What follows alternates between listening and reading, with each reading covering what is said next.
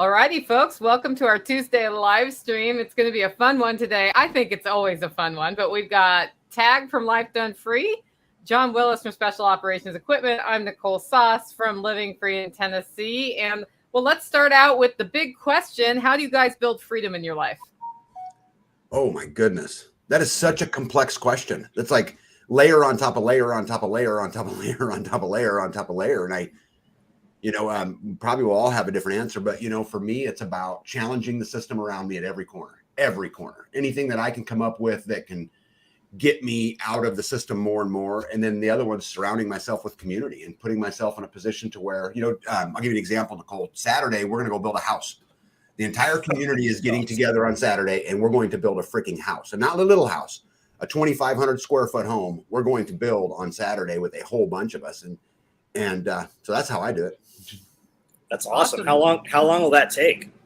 So I'll bet you on Saturday, we'll get the exterior walls all up. I'm hoping to get the trusses boomed, maybe the plywood on and be on to the paper, for the roof in one day. And what's so cool about this is the guy, and this is actually an interesting story. You guys will like this. So the guy that's building it is a guy I met 2 Self-Reliance festivals ago. I met from you guys who bought land in my community, came down here, and we're building his house on Saturday. But so one day we'll get a long ways. We're hoping to get it weather tight. I'm hoping there's about 40 people out there, and it'll go quick. I mean, once you get that many people, it's boom, boom, boom, boom, boom, and it's done. But he's going to end up with a house, and he's going to get that house built for 50% less than what paying someone to go build it, because we're going to do it ourselves. When you say 40 people, are those 40 people who have worked on building houses before, or do you have a portion of those just have never even seen a hammer? Yeah, so some of all. So there's about 6 of us who are pretty experienced at it, and we'll manage the whole process and make sure the wall got squared, those kind of things. But there will be people who are picking up scrap, and there'll be people standing there trying to understand what's a trimmer, what's a header, what's a cripple, why does it matter? Why are you pushing the weight down right here? What, those kind of things. So it'll be an all mix, but everybody will come out of there. Even the people that don't know anything will come out of there with a sense of, hey, this isn't that bad. We can really do this. There's a doctor who's going to be there who, ironically, I also met at the Self-Reliance Festival, who bought land out here. And she is going to come out and witness the whole thing, and they're getting ready to build.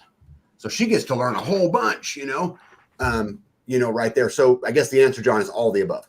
That's super cool. There's several times, probably a dozen through my life, where people have said, if you ever get the chance to witness an Amish barn raising, you should always watch that.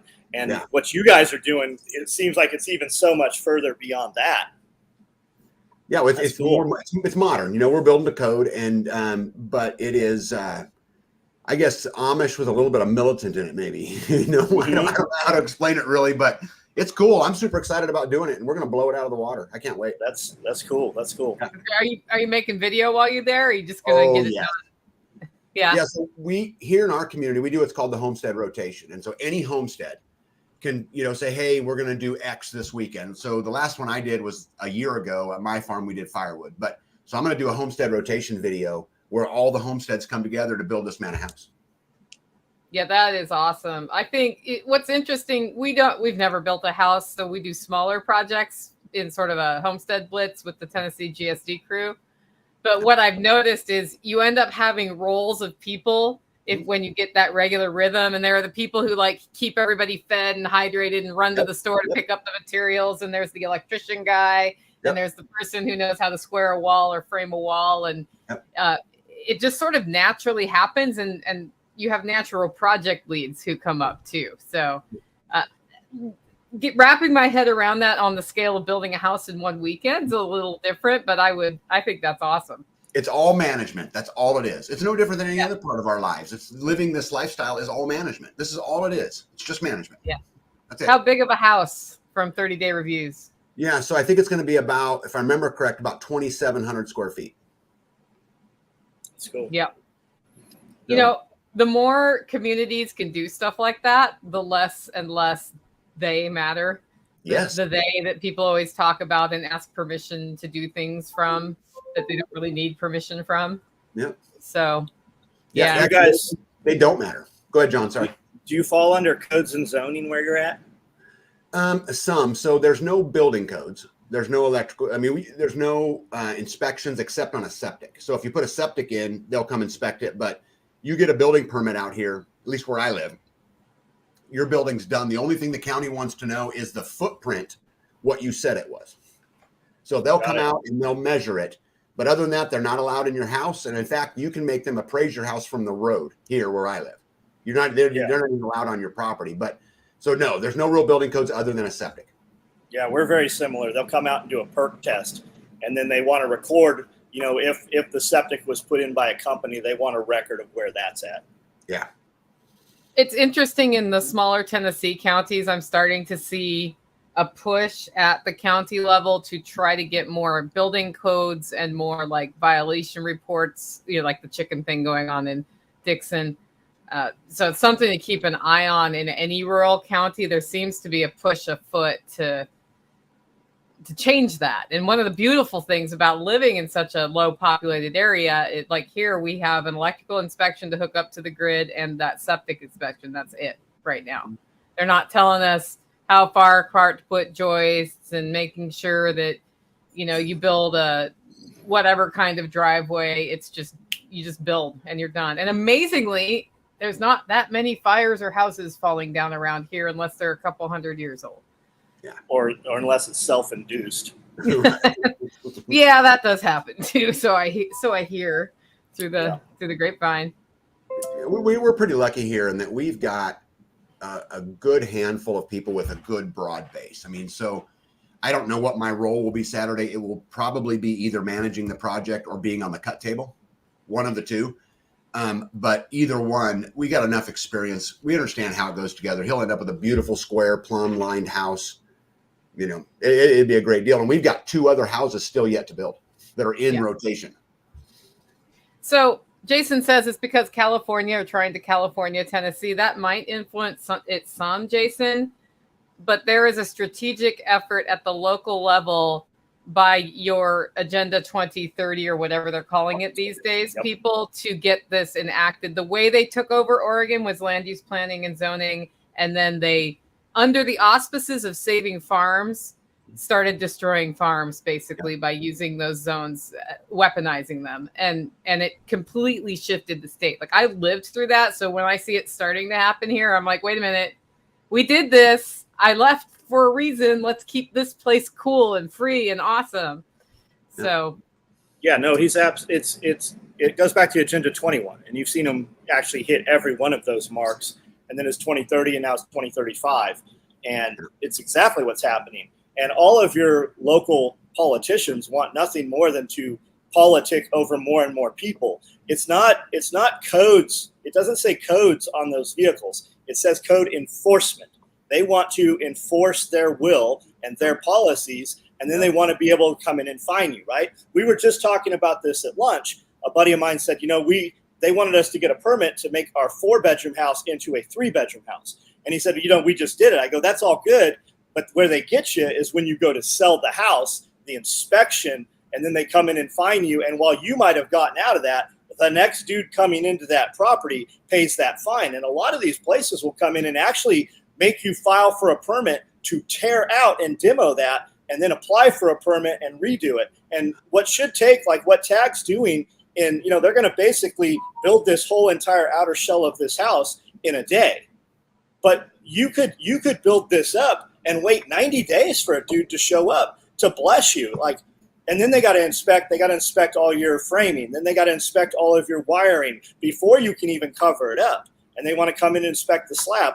You might wait 90 days every time you have to get another bureaucrat to come out there.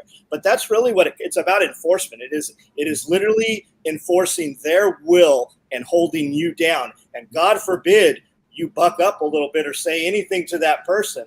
And the person enforcing it, they don't have what you do. Most of those people don't. They just show up to a job and they're miserable in their lives, and they're going to extend that misery on anybody they can, and they're going to penalize you with as many fines as possible. Well, and you get stuck in that mommy said, daddy said, and they're in a dysfunctional marriage. Yep. And so one inspector will say, you have to do it this way. You'll do it that way. A different one will come to inspect you. This happened to a friend of mine in a 180-year-old house in Tennessee in a bad county to live in. And the stairway at the very bottom, it's a half inch. The last stair is a half inch longer step.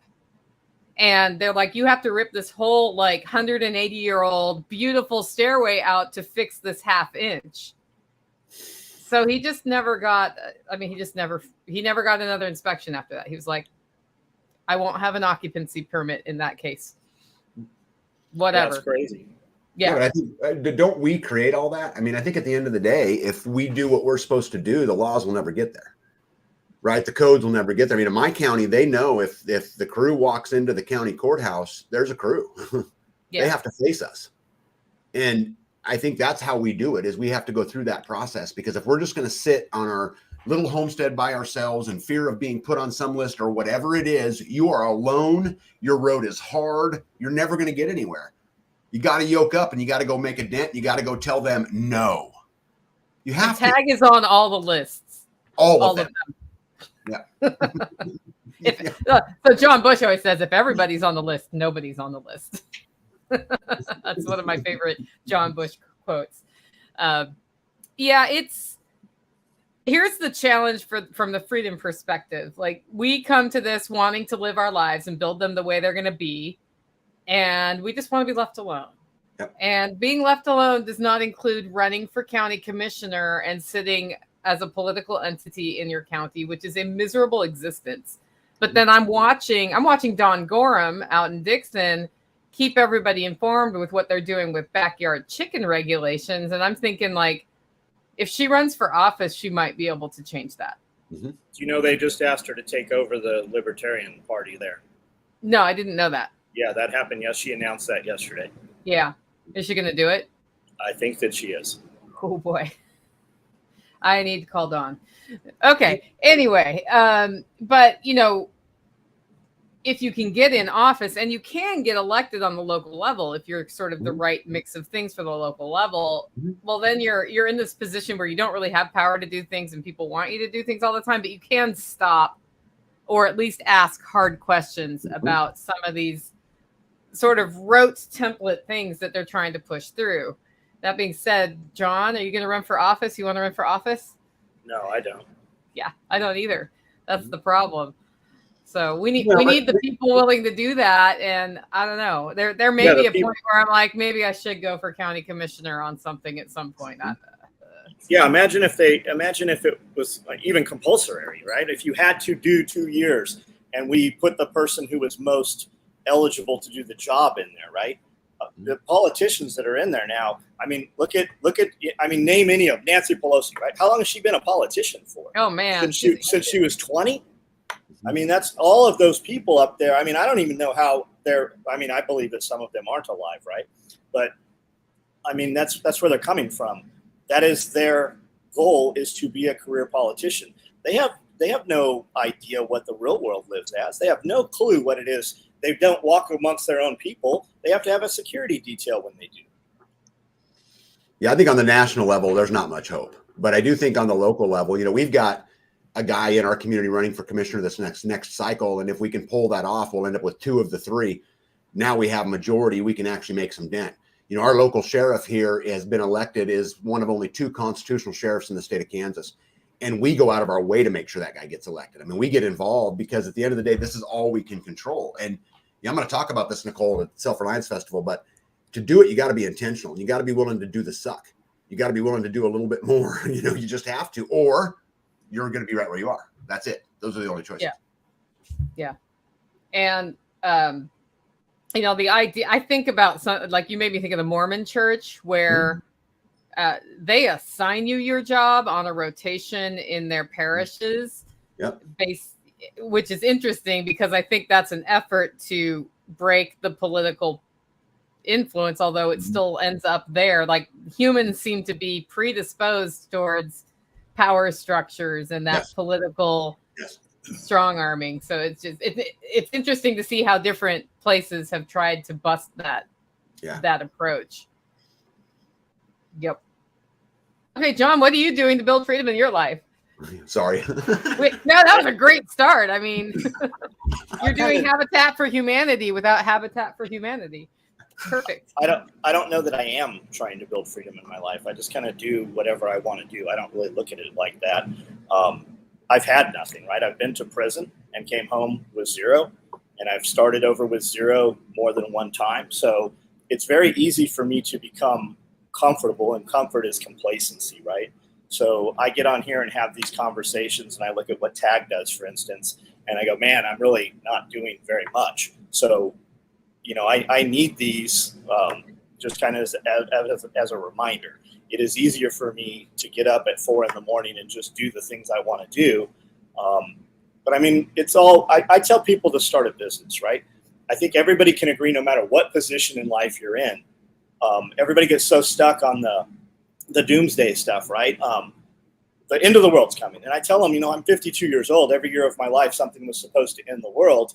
And if you think the end of the world's coming right now, number one, do you really believe that? Have you maxed out your credit cards? Have you taken a mortgage on your house, right? Because if you do that, had I done those things the other years and taken out all kinds of loans and stuff, if we truly believed the end of the world was coming, you know, you'd be completely ruined at that point.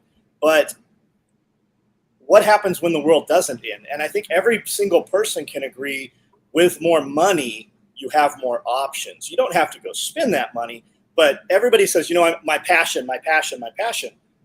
But if you woke up in the morning and all of a sudden you had $100 million, would you be doing the same thing? And if the answer is yes, well, then you're probably doing the right thing. And if the answer is no, more money would fix what you're doing. Everybody kind of just settles for stuff. I know I didn't directly really answer that question, Nicole. I don't know that I have an answer for it. I just do the same things over and over, and it's the foundation. People get that foundation done, and then they move on to these other things, and they branch out. And then 5-10 years down the road, they're like, well, why isn't this working? Because you've left your foundation, right? Mm-hmm. Go back to the basics. And if you always do the basics, then, you know, you're not going to start working out and look at yourself in the mirror. You might notice a change, but where you really notice that change is at 5 years, at 10 years, at 20 years. If you look at people that are in shape, and you look at a 25-year-old kid that is in shape, he looks amazing. And then you look at a dude that's 60 years old and in shape, he's way more vascular. His muscle, he's more mature, right? It's the maturity of it. So I don't know. It's interesting that you bring up the money piece and the start your business piece, because you do. That's what you usually say to sort of like when people ask you, what should I do to get out of this mess? And the question you asked that I think is just one to sit on for a second is, would you be doing the same thing today that you're doing if you didn't need to earn money? So when somebody finds themselves at a crossroads, like I need to go right or left down this crossroads, that's a really good place to go. Like pretend everything was paid for and I didn't have to worry about money. Which road would I go down?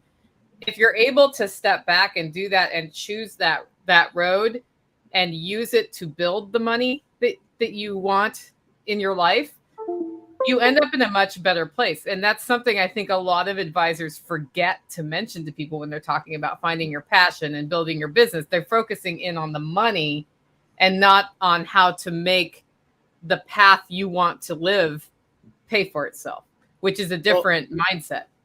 And then you said advisors too. People take advice from people that are in no way qualified to give them advice. You can ask somebody's opinion, but when you really, this thing right here, these things gives everybody a voice, and everybody shouldn't have a voice. And well, you can have a voice, but people shouldn't listen, right?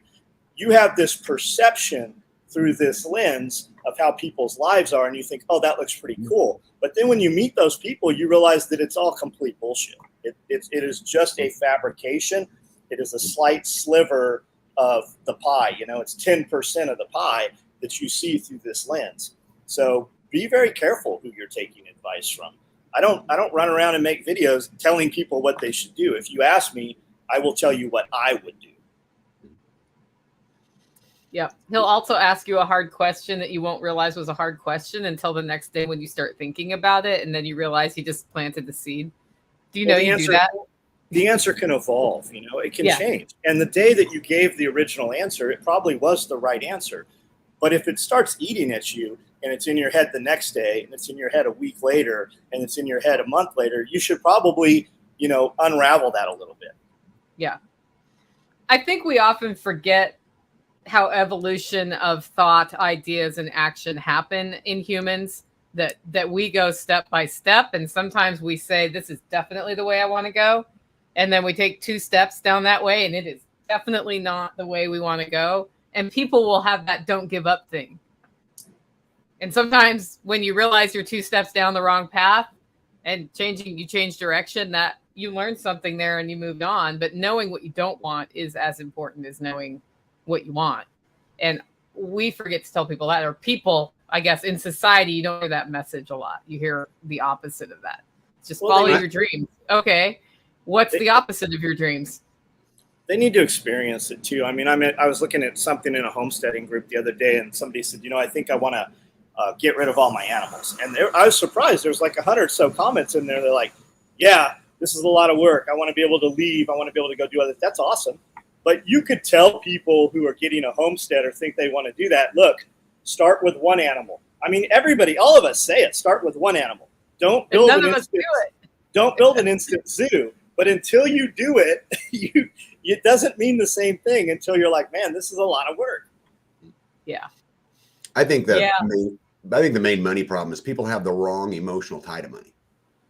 And because of that, it causes so many problems down the road. And I wish I'd have known that when I was 20, because I'd have gotten to financial independence a whole lot quicker had I understood. I mean, why in the world would we save money if they just print it? Yep. Right. What's the point?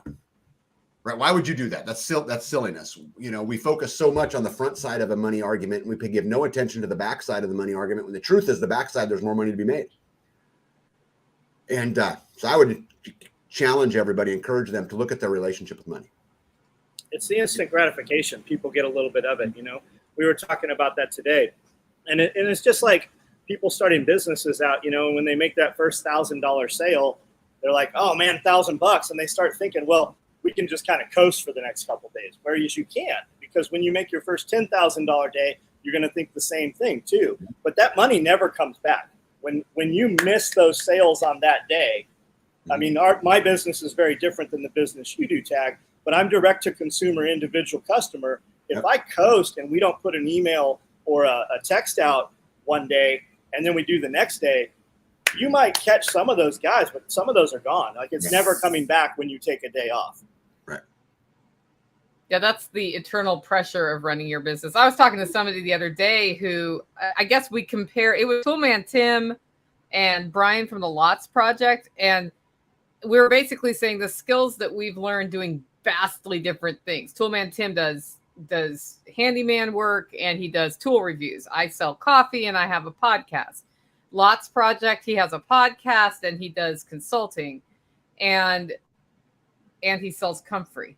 So very different things, but it's the same skills to have built a customer base. It's the same skills to have, learned the hard way. When you slack, it turns out your sales go down after a good day, which is, it's a good lesson to learn when you're like, oh, I see. There's a direct relationship here. And the same thing with, customer service and learning how to attract the right kinds of customers, keep them, and then learn that hard lesson of who not to keep. Because at first you're just like, everybody will be my customer. And then you realize, actually, I don't want everybody as my customer. I'm going through that on the landlord side right now. A lot of that was conditioning, though, because how many people took a business development class or listened to some business development stuff over the last 30 years with the customer's always right, the customer's always right.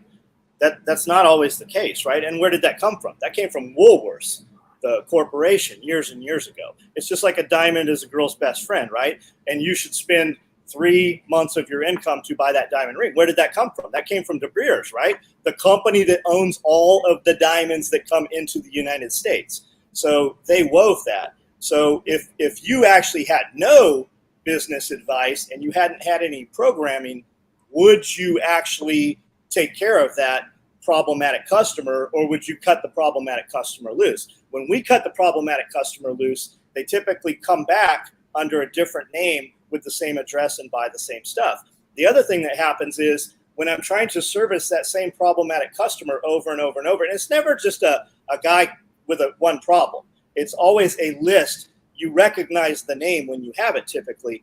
When you finally cut that dude loose, He goes to somebody that perceives themselves as your competitor and does the same thing to them. So it bogs them down. And while they're servicing this problematic customer over and over, their easy customers are finding us. It's just now I have a little more time doing this, so it might be a little bit different. But I mean, I could do a whole we could do a whole semester probably on that. Yes. You could do a whole presentation at Self-Reliance Festival just on that one topic. Yeah, we could do a lot more in depth than that even. Yeah. Well, to me, it's interesting because at the same time, when customers tell me that there's a problem, I really appreciate it. Because sometimes I don't know. I don't know there was a problem with shipping, or recently somebody said their dark roast coffee didn't taste the same. It turned out my roaster was broken and I didn't know it. And then I burned it up Sunday. So I finished breaking it. But what was going on, I think, is because one of my elements was out, it wasn't getting that final boost in temperature as fast. It wasn't as sweet and smooth in the end. And I bet you I have 100 other customers who didn't tell me that the coffee tasted a little different for the last 4 weeks.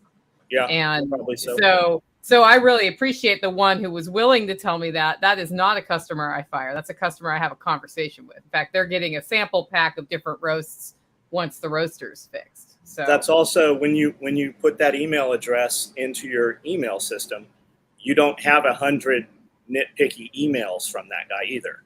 No, that actually was a real. Yeah. It was somebody I know well enough. It was delivered by text message and not email, as a matter of fact. Okay. Nicole, I know this is off topic. Can you guide me to some good resources to look at getting an aquaponics system started? I plan on using tilapia as the best base fish.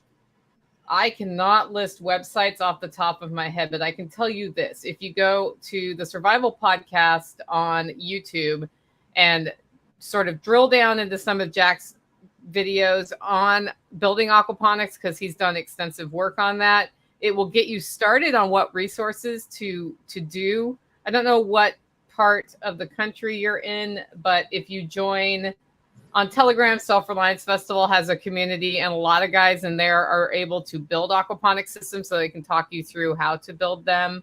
Brian from Food Forest Farms is also very experienced in growing food and establishing the fish to nutrient balance in aquaponics. John has a system you can see in person at the Self-Reliance Festival.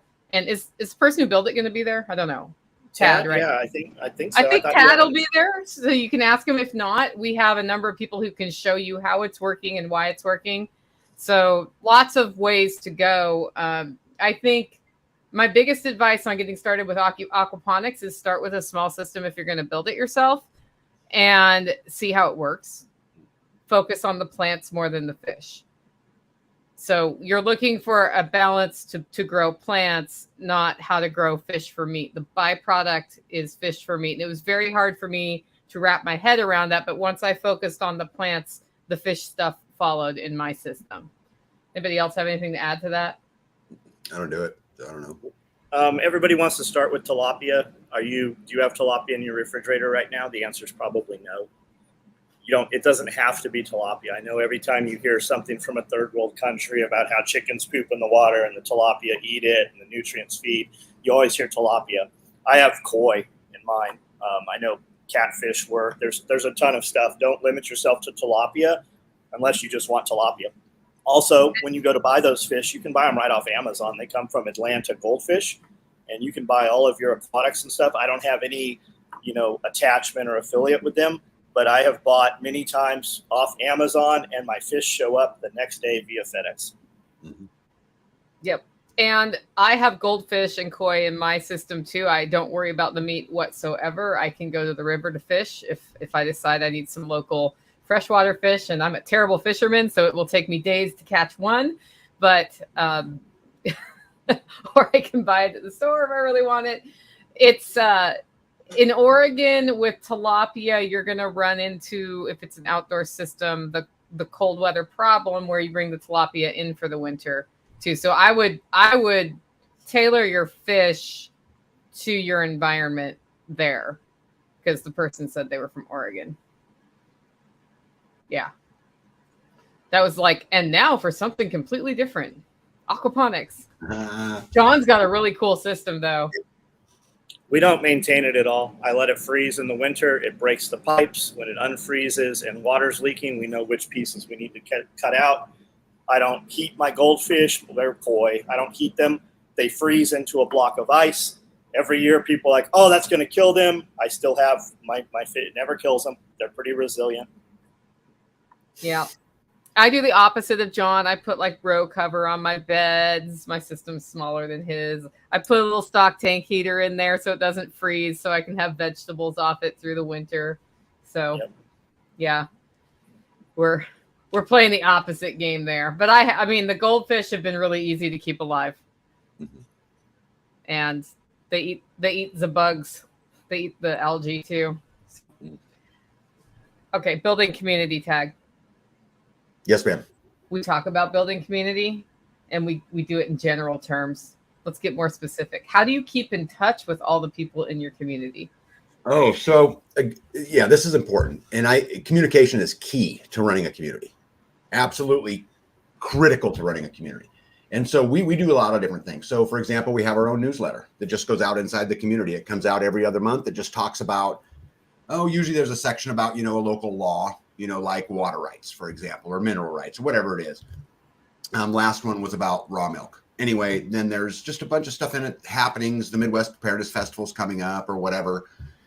We also do Zoom calls. So like, for example, every Wednesday, we have a Zoom call for all the local homesteaders that are building, that are in the construction phase, so that they can get, things off of each other. We have lots of text groups, we have lots of those kind of things. But I talk to people in my community, many of them every single day. Around. So communication is super key. And, but of course, I think if you're building, you want to be reaching out, right? Because there's all these smarts out there. I'm really smart in what I'm really smart at, but I'm a dumbass in what I'm not. And, so I think from that perspective too, I think everyone would want to, but I think the short answer to this, Nicole, is you got to be intentional. You got to make an effort to go do it, so that's how we do it. But we talk a lot. How about you, John? I try not to talk to people, actually. I'm not a good, if you want to talk to, you communicate with me, Nicole, which is usually I send something to you and you're like, why did you say, oh yeah, here's why I sent it to you. But I do, I got about 20 people that I send things to and we communicate back and forth, but my circle's pretty small. Like I get more done by having, I don't know. I have very few close friends. So we talked mostly through text, right? Because I can tell you what I need you to know and you can tell me what I need to know. Yeah. Me building community or whatever, like Tag does, it's during SRF. That's really like, people are constantly like, I want to come by and hang out, or they say hang out, but they mean, see what you do. But I don't ever have time for that. People do come by to say hello, but I literally work and work and work. And on a day-to-day, like when we're doing this video for 90 minutes or 2 hours, I have to work way faster before this. And then when I'm off of here, I have missed time. So like we will work. Like we work when I do a live at night at 9 o'clock. When that live is over, I get in bed at about 11 o'clock. And then I'm going to be up tomorrow because we're going to film all day. I'll be up at 4 a.m. again tomorrow, and I'll probably go to bed tonight about midnight. So I just get work done. And most of the people that I communicate with are people that are involved in my work somehow. Yeah, I think the other thing John does that cannot be discounted is every day at 9 o'clock, pretty much. He does a live stream and people in the comments ask him questions and say things, and he reacts to that. Because of that, he creates a conversation. Those people start talking to each other, and they're taking some of that burden of staying in communication and building because there's a pretty solid SOE community around you, John, beyond people that you're texting videos to or whatever, or who you're doing business with. And part of it's that you showed them that they exist, and then they started taking the yoke on that. And that's another way to do it without being on the phone all day long. Like I see Jason from Kentuckable Sustainable Living says he's on the phone half the day and texts with people back and forth in his community because he's built a really cool community in Kentucky the same way. So I think it's important to note that community is not a singular thing. It's not. People think, and when I started all of this, what I used to think community was me and 5 buddies and an off-road Jeep, 2,000 rounds of ammunition, and a year's worth of food, and we were going to survive the zombie apocalypse. But it's not how it is. And community, you know, to me is a whole bunch of interlocking circles, and community's grand. You know, what I consider the mind, which is the 4th ring. This is what John's talking to. You know, it's the like-minded. It's building the community, and it's equally as important as any of the other rings, and in fact might even be more because it's where everything comes out of. So it's just not a singular topic. It's a big topic. Yeah, I think your network is more important than the money, because through the network your livelihood comes, right? It's, you know, when you know a guy to hang drywall, then you don't spend 5 days hanging drywall in Nashville. You can tell I'm butthurt about that right now, right? Yeah. I totally didn't. I was like, that's something I don't want to do that I'm going to do anyway because it matters. But yeah, I with the Living Free in Tennessee community early on found the people who were always talking on social media and asked them to moderate the groups so that I didn't have to be the person, you know, when the duct cleaning scam comes or all that stuff happens. But what's happened because of that is when new people come in and are asking questions, they know all the answers and they answer the question. So often I'll see something, you know, that happened yesterday and it's already been handled. Somebody already knows how to do this or where to get that or how, you know, which event they should go to near them. And I think that's really important in community is one person doesn't build it. And when you are a person who sparks community, it's knowing your role as the spark is important and not the control freak.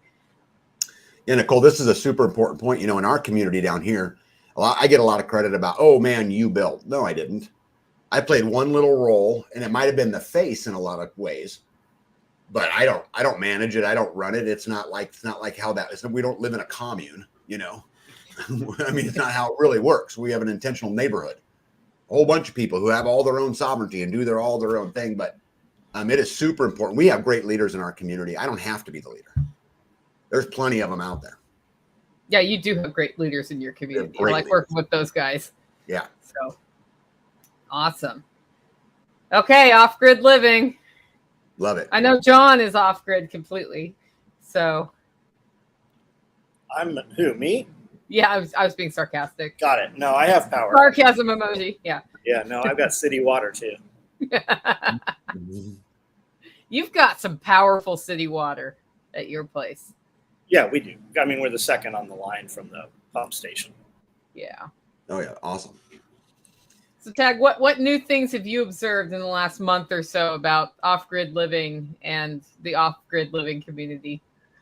Oh goodness, you know, there's a lot of people don't understand this about off-grid living, but it's freedom is really hard. You know, it's not free. When you got to take responsibility for everything. I mean, you know how many people are behind the light switch to ensure that light switch comes on or behind the water pump to make sure the water stuff comes on. So you've got to, you know, have the stomach for it to manage it all. But I would never go back. I'll tell you that. You know, I love that I have, you know, no mortgage, no car payment, no water bill, no electric bill, no sewer bill, no, you know, I can just pretty much do whatever I want to do. They're not allowed on my property. They got no jurisdiction on my property. They can't come down my road. It's none of their business. And I can tell them no because I put the pieces in place. From an off-grid living perspective, that's kind of why we built Grid Down was kind of this whole theory. You know, people think it's confusing and that it's, you know, this is a super complex thing, and it can be, but it can also be very, very simple. And so I'm seeing a lot more people kind of make the move. You know, it's interesting, when we built Grid Down, we originally built it to really just help our community. So I'll buy everything wholesale. You know, we could put these turnkey systems in, everything will be great. But then on the internet, it just started taking off. And so, you know, I'm seeing sales continue to increase. I'm seeing more and more people reach out for that off-grid perspective. I don't know if they're just scared of what's coming down the pipe. I mean, there's a million things out there that could, any of them, yeah, you know, could be that. So I'm excited that people are you know, going through the great resignation and are looking for a better way of life and are searching for those things. And I'll support that any way I can. Yeah, the thing about off-grid living that is interesting to watch just from a communication standpoint is the incessant arguing about what constitutes off-grid living. Mm-hmm. Because, you're on the internet, so you're on grid, dude. No, I'm not. Not in my day. Right. So people start arguing about these definitions, and I'm just thinking, okay, so this one person figured out how to heat water with the sun. And yes, they have electricity, and yes, they have whatever else. But just that one step means if the power goes down, they still have hot water, for example, if it's sunny outside. Right. And there is so much you can do. And I think what's happening is a couple of things. One, it feels more environmentally friendly to be producing your own electricity, et cetera. A lot of people go straight to solar in their minds for off-grid. Mm-hmm. There's like that combination of lifestyle change and what you're implementing. But also, a lot of us have been observing that the power grid is not super stable lately, and it's becoming less stable, and it takes forever to repair. And then you start thinking, like, what else can I do to not have to depend on those guys, because they're becoming undependable. Mm-hmm. So yeah, vastly undependable. Yeah. Yeah. I'm not going to depend my life, and I'm not going to put the safety of my family and all of that in the hands of some bureaucrat somewhere that decides they like what I talk about or they don't. Yep. I'm not doing that. And, people, you'd mentioned the, environment, and there's a lot of people who go off grid because of the environment, because it's a less footprint. To me, that's just a bonus. I did it because I don't want to follow rules, period. I don't want them in my business, but I don't know. I encourage everybody. I think energy is right up there at the top with water.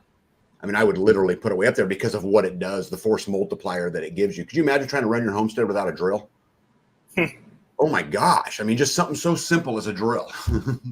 Yeah. Could you imagine trying to run your business without the internet and a computer? Right. Yeah, people did, though. Yeah. Well, no, people, they did. They don't anymore. I could not do what I do, nor could Tag, without the internet and a computer. Yeah, off-grid, to me, all off-grid simply is you're away from the utilities. That's water, electricity, and sewer. That's it. Now, the next level of freedom, we talk about this all the time, is off-matrix, right? How do I get out of the matrix? That's a whole nother topic. But off-grid's just those simple three things, and they're 100% achievable. And you'll feel so good when you achieve them. Yes. Especially at 10 o'clock at night when you're snaking your septic system on a cold night. No. And that was a cold night. Yeah, it's always on a cold. It's like -2 outside, and I'm out here freezing my butt off, doing the worst job ever. I was thinking about that today because I used to run this whole homestead by myself, and now I don't have to. Yeah. Now there's somebody else who lives here who does it too, and I realized, like, I haven't spent a lot of late nights trying to get water running in the last 2 years. And that's not that it didn't have to happen. It's that somebody else did it the last 2 years. And that's, but I used to have to do that. And I can do that. And I'm sure I'll have to do it again. But I don't know. It seems like Murphy's Law of things breaking is always after dark and cold. Or 100 degrees outside and it's your AC. So. Part of the journey, though. It's part of the journey. Yeah. My crooked little homestead says, I've used my outhouse -40 here in Ontario. That's something about a homestead. Have an outhouse. Even though everything works, have an outhouse, because now you have a backup plan. Yeah, getting off grid, and I would tell all the audience, anybody who's listening out there, is not unachievable. It can be done in baby steps. Whether it's water, no matter what it is, it can absolutely be done. You just got to go do it. It's not complicated. It's just like building the house, right? Guys, look at that 2,700 foot houses. I couldn't ever do that, but there's a ton of videos where guys have built a 1-room, shed, and then we put solar on the shed, and then we do water catchment on it. Just start as baby bites. I mean, how awesome would it be to have just a small building in the back where you had a mini split, you had some solar, and you had water catchment, and you had something to pressurize water with, where you could just go on the weekend and just, if you want to read, you go read. You want to paint, you go paint. You just want to, for whatever, right? And then if the power really went out, you have this thing where you can go in and have it warm or have it cold, and you don't have to heat a massive building or something like that. And then once you do that, you have accomplishment, and you learn the things, right? Like when we were building this building out, and the contractor said, "Where do you want your light switches?" I said, "Put them where they should be." I didn't know they're supposed to be on the other side of the hinges. I've got 20 light switches that are on the back side of doors in this building.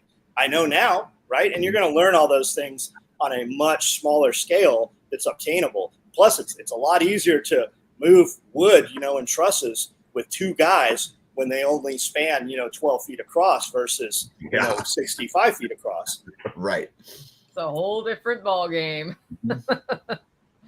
Yeah. Light switches can be really annoying when they're in the wrong place.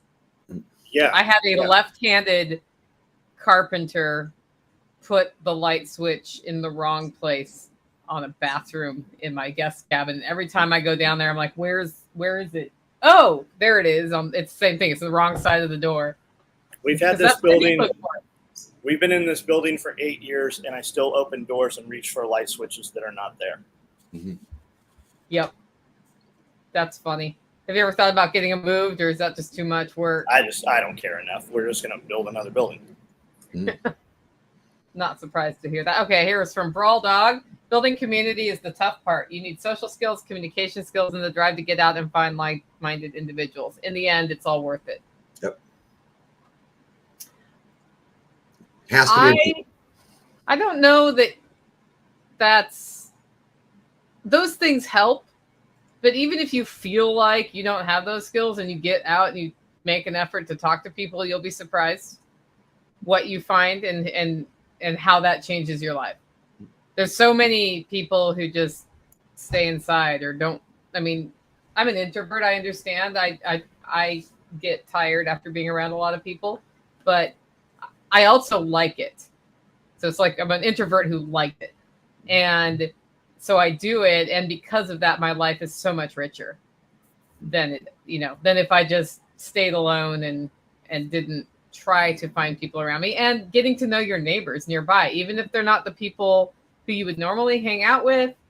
It doesn't hurt to know them. I was talking to Joel Salatin, and he said, after hearing one of my community presentations, he was like, I got to go talk to my neighbors because we've had some strife and they don't approve of how I raise my animals. And actually, we need to put that behind us, because if something regional happens, we're who we've got.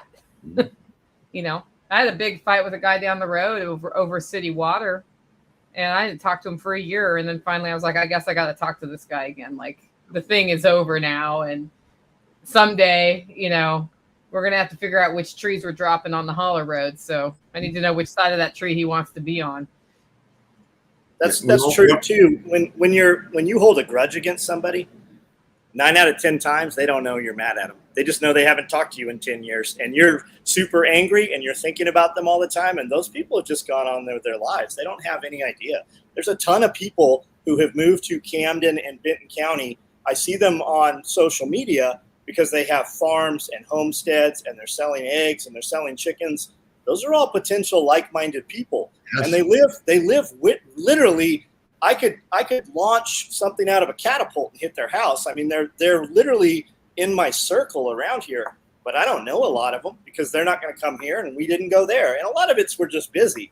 I'm always baffled how many people don't come to Self-Reliance Festival who are in the immediate surrounding areas. And even I invite people. I'm like, you can come as my guest, come in for the day, and they don't show up. Yeah, it's funny how that works. Things that matter most, right? Yep, we do. Yeah, Don Gorham last Self-Reliance Festival was reaching out to people in the community, in your community, who have food trucks. Yep. Saying, hey, I know a captive audience where you can sell things, most definitely. And she was shocked at how many people just didn't want the money. She's like, they hate money.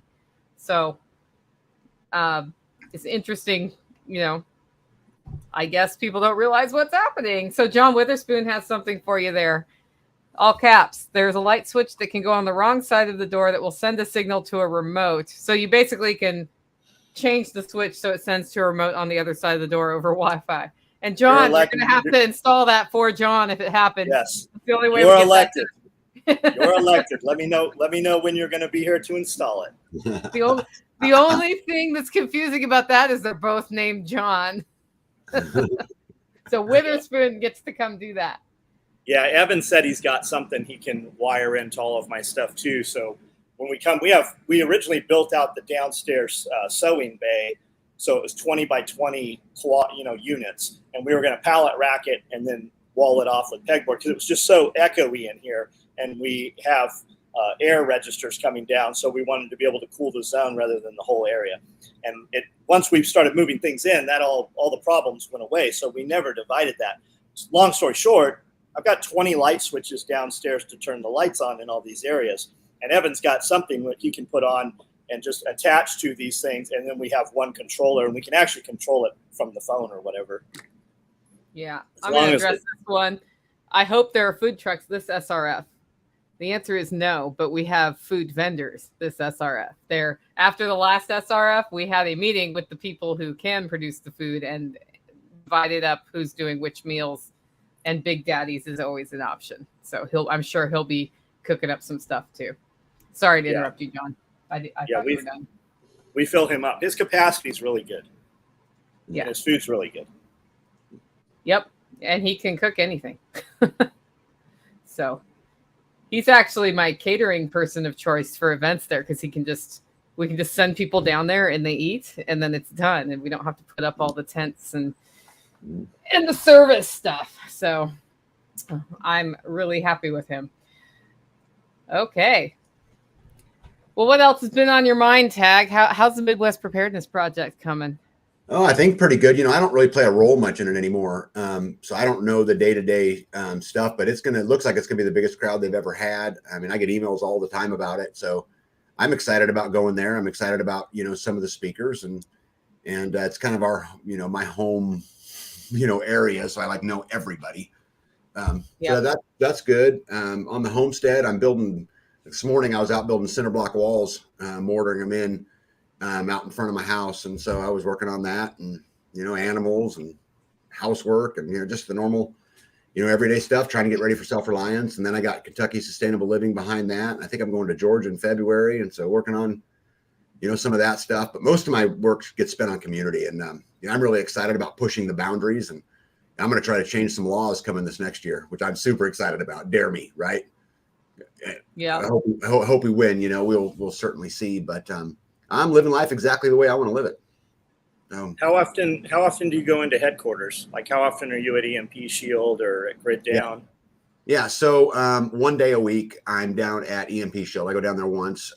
Grid Down I do from home, from my home office a lot. And all Grid Down is, and I think it's important that I mention this, is what we did is we just basically took all the great stuff and combined it into one package. So we found an American-made company called Lion Energy that built inverters. We use Life Pro 4 batteries. EMP shields go on it. Mission solar panels from Texas go on it. We combined them all, got them into one factory where they would commission them in the factory, send them out to the homeowner. They're turnkey. We went to them. We said, hey, the 10-year warranty ain't going to work for us. We want a 25-year warranty. We got that done in the system. So we just went and spent a bunch of time putting all of this together. Here's the thing at the end of the day. It's the easiest system on the market, and it's 30% less money. And it will absolutely do it, all name brand stuff. And so but as far as the work from home type stuff, I work on it a little bit every single day, just whatever the need is. But I've got great people. And that's the art to a lot of this. I listen to a lot of people, and John, I couldn't agree more. Go build a business. And that's what I've done. I mean, I continue to build them. But I'm also smart enough to know that there's a lot of people smarter than me. And I would rather just kind of have a, helicopter mom view on it and, stay at home on my farm and do what I want to do the rest of the time. But it's good. Yep. So I just was showing your website while you did that. That's griddown.com for people who are wanting to check out those power systems. Yep. I know from years ago when I was trying to wrap my head around solar, it took me meeting Sean Mills from Hack My Homestead to finally understand the wiring. And I had wired a whole house at that point, like the traditional way. So it wasn't like I was stupid about electricity. And he explained it in a very simple way, and I appreciated that. So had we had something like what you have put together for Grid Down, I wouldn't have needed that. Yeah. Because it's all done. Yes, true. It's commissioned actually at the factory. So the parts, like let's say you buy 3 inverters, they're all commissioned and firmwared at the factory. And So they're on. Go ahead. They're on Instagram, guys. For anybody that wants to see what we're talking about, it's Grid Down, registered trademark R. That's their logo on there. Just give them a follow, and you'll see the packages and everything that we're discussing here. Yeah, it's very cool. So I also saw a question. Okay, so I would like to give some context about this discussion. So John Willis, Tag, and I know each other because we met through, well, I met you, Tag, through Self-Reliance Festival. I think you already knew John through EMP Shield. Maybe. Before then. And so just like that whole thing came together and we hit it off really well. And so John Willis and I do a weekly show at 12:30 on Tuesdays, and we bring somebody on who we talk about. This is the show. However, we stream it on multiple YouTube channels. So we're streaming on your channel, Tag, Life Done Free. We're streaming on Special Operations Equipment, and we're streaming at livingfreeintennessee.com. And I saw a question here saying John sews. So John, tell us about Special Operations Equipment. I started a company 35 years ago. We manufacture nylon tactical gear. Nowadays, we do a lot of lifestyle stuff too. So if you're not carrying a rifle for a living or you're not concerned about carrying a gun, we do visor covers, belts, holsters, backpacks. I own 52 sewing machines. Right on the other side of the wall in front of me is a 6,000 square foot manufacturing facility. Raw goods come in the door here. We cut them up Barney style like a 5th grader. We trace a pattern. We cut with scissors like making paper dolls. And then we sew them all together. We quality control, and then we ship direct to consumer. We ship 200 to 400 packages out of here every day. And we're all U.S. made. We use as much U.S. manufactured goods as we can. And some of that's changing over time, but we build everything right here. Every piece of gear almost that goes out of the door, I touch. Almost every email that comes through, I answer. If I don't answer it, my wife answers it. And we're in a very close area here, and we all work shoulder to shoulder. When you come out to Self-Reliance Festival, that happens here on my property. This building has a 10,000 foot footprint with a 6,000 foot loft, and we're on 10 acres of property. When we first bought the property, I had no intention to buy the property the day that we did. I didn't have $120, much less the money they wanted for the property. And we bought this place. Amanda said, "What are we going to do?" I go, "I don't know. We'll do some welding and off-road fabrication and have bonfires, and the kids can shoot their bows, and we'll run razors around here." When we bought it, the intention never was to put the company in here. The intention never was to live here on the property either. And over time, we've just done that. I've got a YouTube page, and you can see almost a daily diary of how everything happened for the last, decade or so on YouTube here. And I do a live every night at 9 o'clock where I walk around in the sew factory, and we talk about whatever you want to talk about. We can talk about materials and business and sewing machines or water catchment. We talk about whatever the audience wants to talk about. Yep. And since you brought up Self-Reliance Festival, I shared that website as well because that's coming up in 4 weeks. And I think Tag and I originally knew each other or of each other because of Spags Unfiltered. Yeah, SOE is an awesome channel. Definitely subscribe. Well, guys, and I'll tell you, I have a SOE backpack. It's my go-to backpack. I take it everywhere I go, everywhere I travel, all of the speeches that I do. It's my go-to. John, I'll tell you a funny story. My wife, when she found out that I was going to be on with you today, harassed me about when I get to you guys. She wants me to buy her a single sling backpack that's tactical without looking like tactical. She's going to use it as a purse. She's going to use it as a purse. So she's like, find me something. I'm like, all right, we'll do it. We'll do it when I get down there. Isn't she coming out here to SRF with you? Nah, probably not. Oh, man, I'm looking for those cinnamon rolls. I know, right? I'm sorry, I didn't see that question, Nicole. I didn't see it. The question is I have a quick question about installing my EMP shield if you have time when this is over. For sure. Yeah. Yep, 100%. EMP. So here's a question about EMP shields because I was looking on the website and you have solar system specific ones. So what is different about the units that protect your solar system, because I have a solar system I need to protect. So I was looking for what to get. Yeah. So this is super easy. So we market the EMP shields like the car model, for example. But the truth is, it's really not a car model. It's a 12-volt model. So this really comes down into voltage. Like, for example, my solar system has 5 9120-volt DC EMP shields. So it's just a matter of understanding the maximum output voltage of a solar panel or a charge controller and matching the right voltage EMP shield to the right system. So it's not really a house model. It's a 12240. It's not really a car model. It's a 12-volt. You know, like my system's a 9120. But so they're just all different. As long as I understand what the maximum output voltage is, we'll just make send the right unit to fit the right, the right thing. It's all about voltage. Okay. Does that protect against the lightning strike too? Actually, I'm gonna tell you, we have the best lightning protection in the country. We have the only one that's got a guarantee, and we have an EMP shield. If you walk on right in the front door, there's a big wall, and it is full of EMP shields that are broken half and that from being hit with lightning. But they do their job great. So I have an EMP Shield affiliate code. I've been telling people about EMP Shield for a decade before there even was an affiliate code. And every time I mention it on video with an audience, people are like, well, you can't prove that. I go, okay, I can't. But what I can prove is that they'll insure. It's $25,000 per circuit. Is that 25 grand? And I can tell you that my electronic gate opener out here got fried. It was $1,400 to replace it. And guess what didn't have? This building has, I think, a dozen EMP shields in the boxes. That unit out there did not, and it cost me $1,400, and it could have cost me $200. Yeah. Yep. It's a big difference. So, John, at what age did you learn to use a sewing machine? Last time I used one, I was 12 from Jaggy Little. So I took home ec and didn't learn how to sew. I got a sewing machine when I was probably 18 years old. And a guy dropped it off. He knew how to sew. And he's like, okay, this makes it go. Let off. That makes it stop. And that's what he told me. And I sewed that night until the bobbin ran out of thread. And then I didn't know how to rethread it. And my mom says, it's in your blood. Well, mom sews with a home sewing machine, and loading a industrial machine is very different. You got to clock the wheel to get the bobbin to go in. Not a big deal. But I learned when I was probably 18. But I'll tell you this.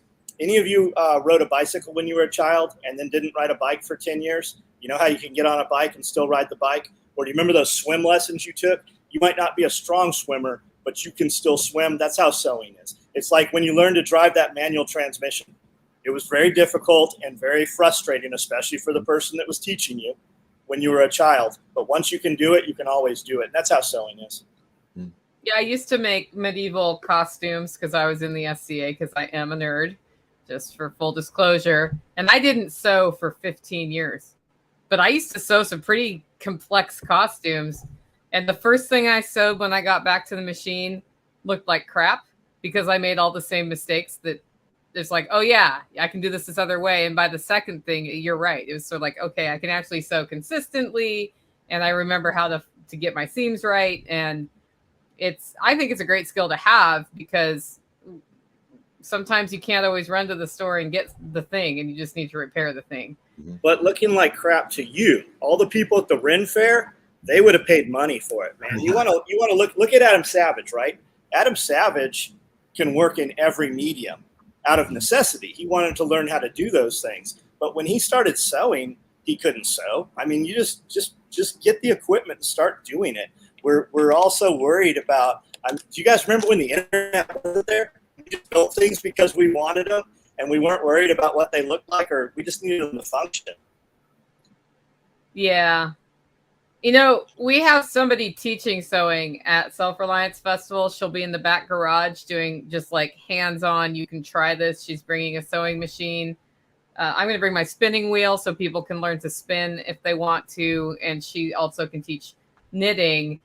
So if you haven't ever sewn two pieces of fabric together, that's your chance to actually try it and see. And I'll bet you that I have never sewn whatever it is she's teaching. I've never made a home sewing machine spin. I've never used one. I've only used commercial machines.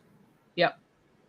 And I can see why, having done a lot of sewing with a home sewing machine, there are frustrating times. Mhm. And when I see you sewing and you're just like, I'm like, that's so beautiful. Just It wasn't the way. always. I still like when people want to learn something, we have the answer to everything right here. Mhm. Like the internet didn't exist when I learned to sew. And I watch guys, I'll just type in, sewing a tote bag or sewing a tool bag or whatever. And I'll find some dude who has a YouTube channel that's 2 years old. And I'll watch something in there. I'm like, holy cow, man, we can do that process right there and cut that process 50% in our manufacturing. I go, we've been doing it hard. I constantly learn things watching other craftsmen. Yep. Hand sewing's a good skill to have too, man. Mm-hmm.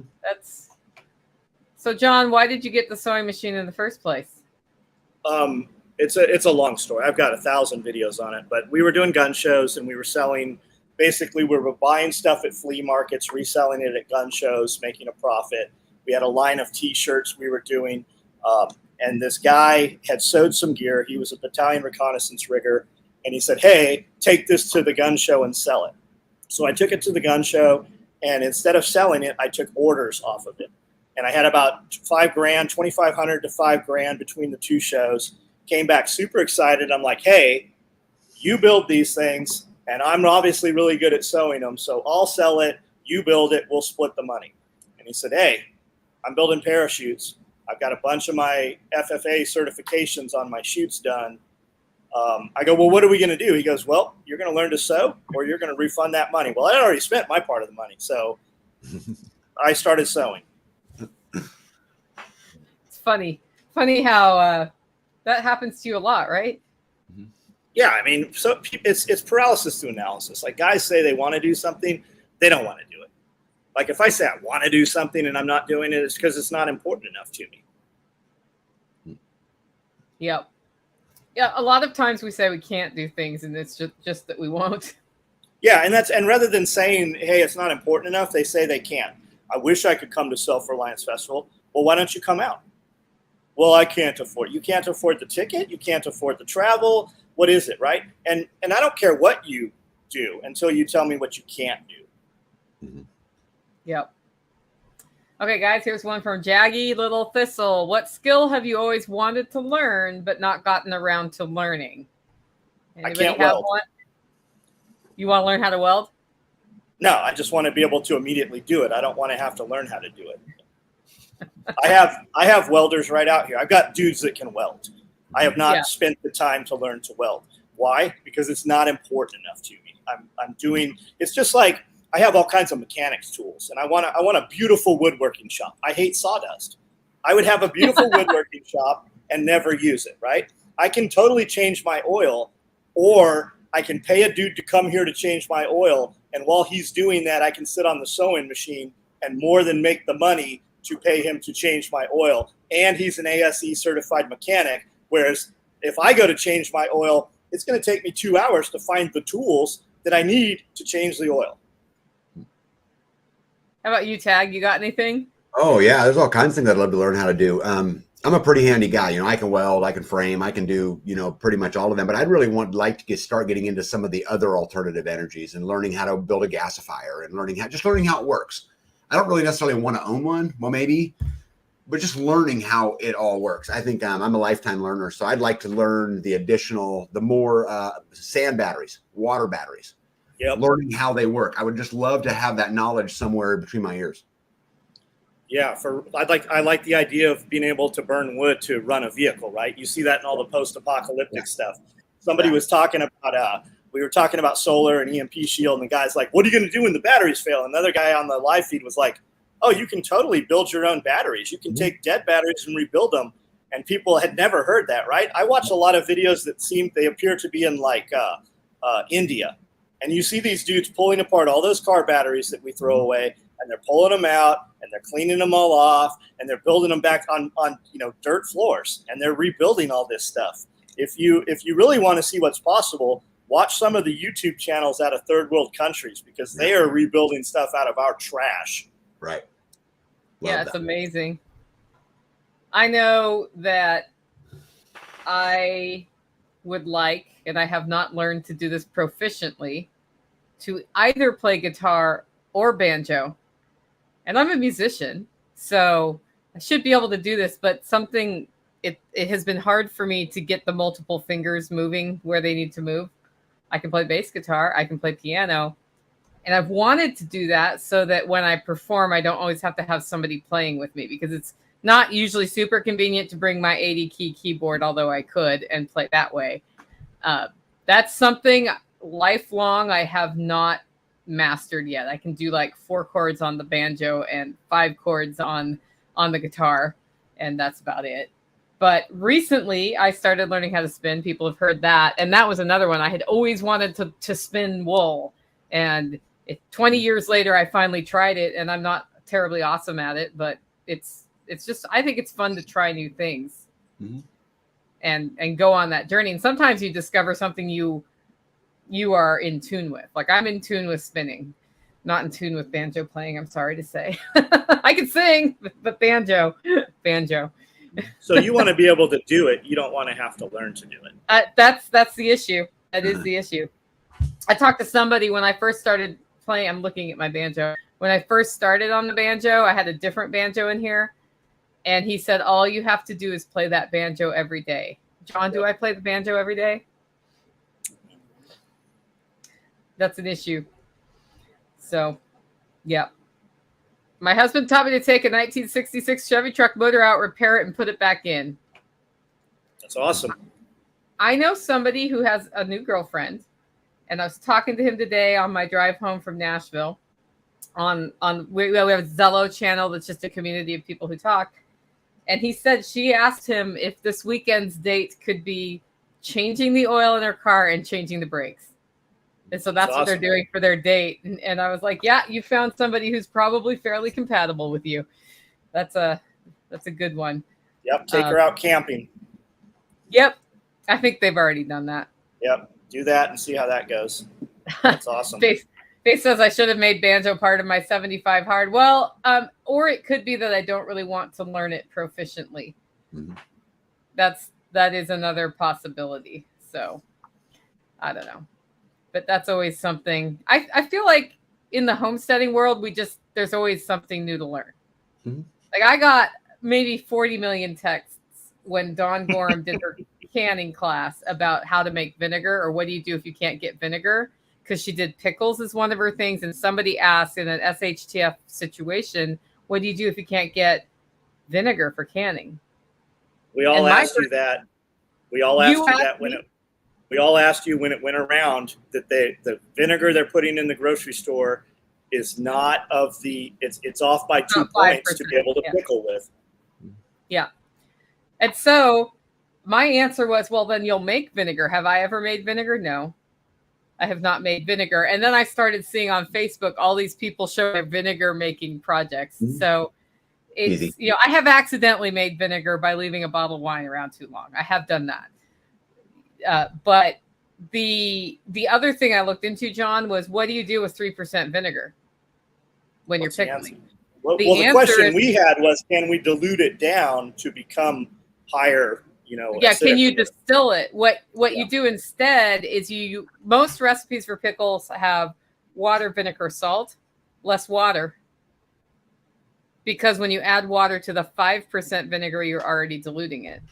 So I don't have the spreadsheet, but you can put a formula in I'd have to figure it out to figure out how to make that the right percentage and figure out what the percentage is for your specific canning recipe. The better thing to do is at the store, look on the label and make sure you buy 5%. Because then I went into probably 20 different stores and looked at the vinegar and found 0 of them at 3%. And it took about a month. And one of my listeners texted me a picture of their vinegar at their house. And they said, yep, I accidentally bought this 3% vinegar. And it was intended for salad dressing, not pickling. So it was very clear on the label. And they said they're just trying to use it up in however they can in cleaning and whatnot. So it is something. So the best thing to do is just don't accidentally buy it.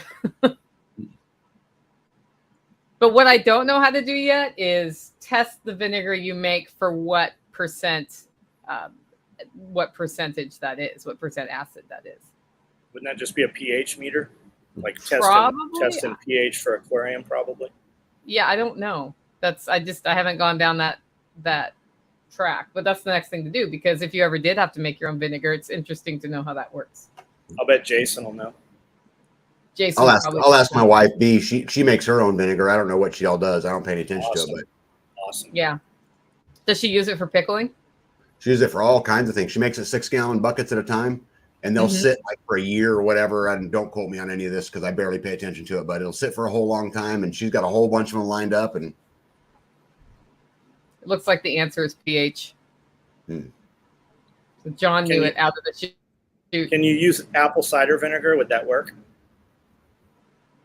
As long as it's 3% or 5% acid, there's no reason that wouldn't work that I can think of. It's just going to change the flavor of the pickle.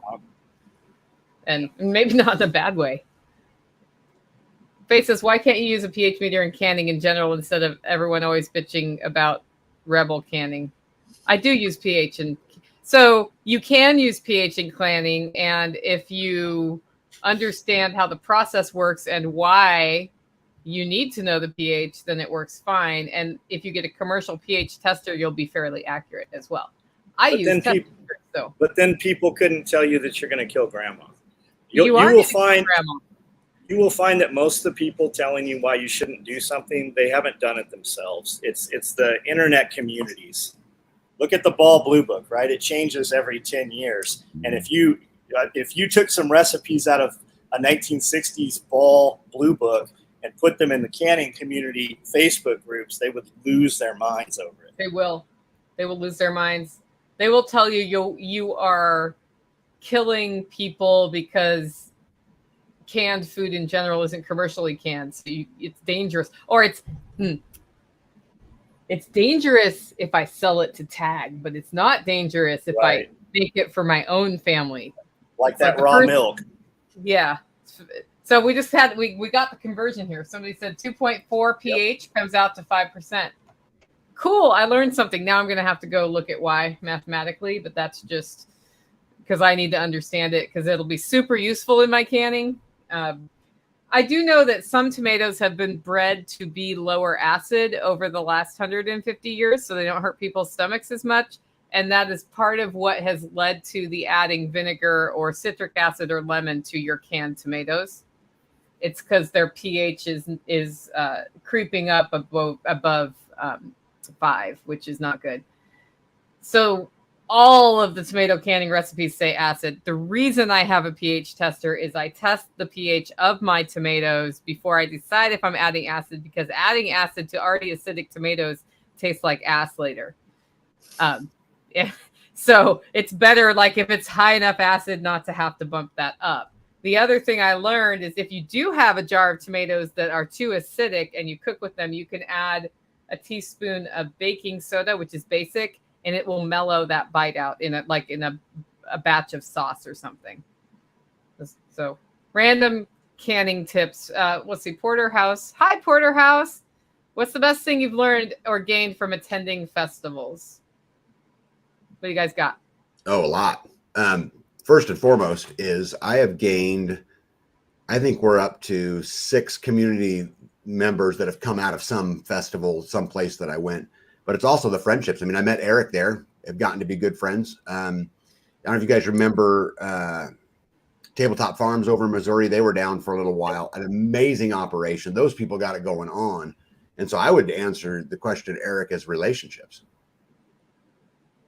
Yeah. You know, that's what I've gained the most out of it. Some knowledge, and that's always good. But the relationships to me trumps everything. How about you, John? I'd say the same, man. Just tag. I mean, we sat down face to face. We stood out here in the garage for an hour probably and talked. I just realized when I get around him that there's so much more to achieve. You know, just look at what Tag has done and how he's doing it. Like a mentor, I guess, right? Somebody that I can ask advice of. Same with Eric, man.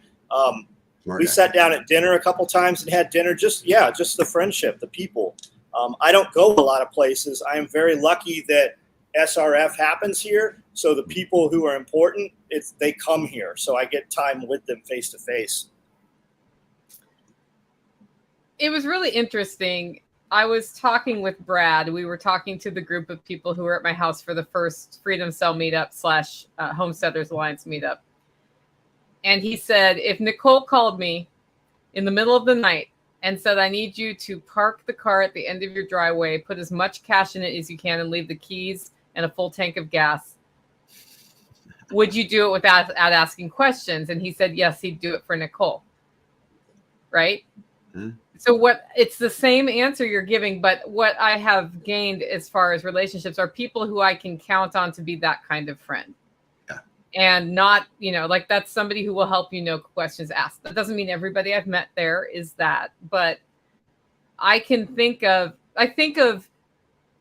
over the 50 years of my life, we had all this. So I grew up in a pretty tight community. And then from about 14 to mid 30s, the community around me was all shallow, fake people. And it wasn't somebody who I wouldn't ask more questions if they called me in the middle of the night. The very few people from that time, I can think of like 2 or 3 who I would do anything for.